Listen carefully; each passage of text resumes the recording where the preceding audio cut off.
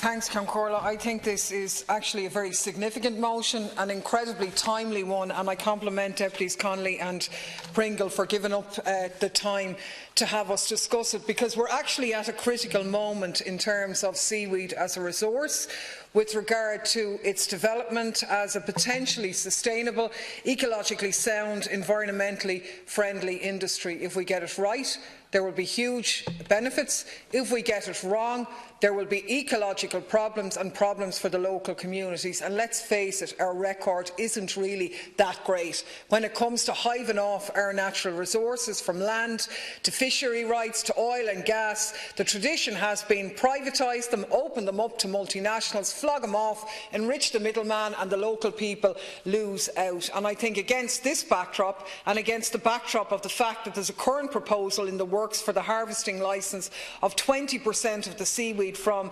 Ballyvaughan to Belmullet to a Canadian company, then I don't think the concerns are exaggerated. These are well-founded concerns, and it's very clear from the evidence elsewhere in Canada and Norway in particular that large-scale mechanical harvesting of the kind that the government is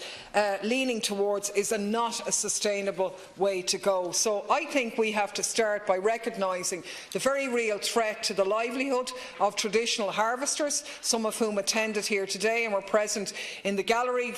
coming up from Bantry Bay and other areas, and I think they have posed legitimate questions for the government to answer with regard to the lack, I suppose, of regulation, transparency and the way in which the licences have been granted. And the Bantry Bay example, sadly, is a good one in the sense that it is so bad, because we had BioAtlantis without any consultation whatsoever with the local community, being given the right to harvest 1,860 acres area over a 10-year period, including a clause to allow them to self-assess the environmental impact. I mean, you couldn't even make that up. The assessment doesn't even kick in until 3 years down the road, and then they have the right to self-assess the impact. It's absolutely and utterly ridiculous, given the importance of seaweed to our ecosystem and indeed the number of species that are reliant on it for food. And, you know, I really question the manner in which the government has gone about this, because much like the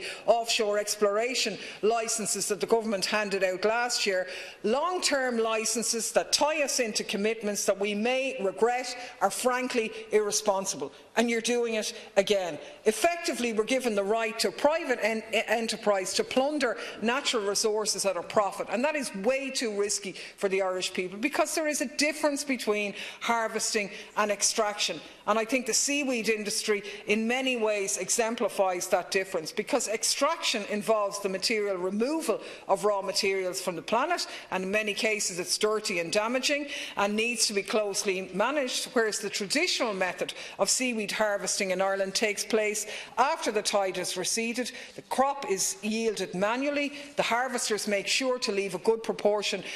of the plant behind undamaged so that it can regrow and so on. It's a win-win, whereas the mechanical process not only potentially damages the seaweed, but it also depletes the stock, affects the life cycle of some types of seaweed and therefore other sea life. And it is illustrative that Marine Scotland, for example, had the good sense to conduct an environmental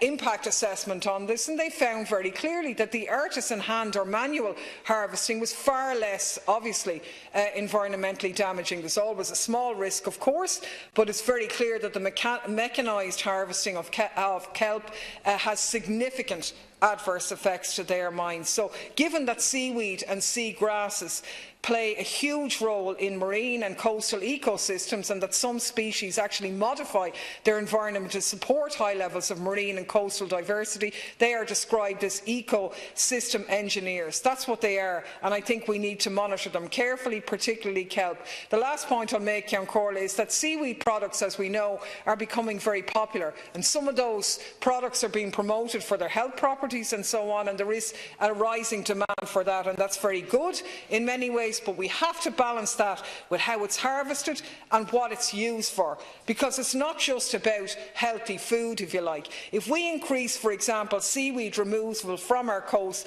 to use it, for example, to produce supplements to aid intensive pig farming, which in and of itself has adverse environmental costs, then we have to conclude that it's not really worth it. So we need to look at this holistically, we need to monitor carefully, protect the traditional methods that are there, and protect this vitally important resource in a transparent manner for the benefit of the Irish people, not foreign multinationals.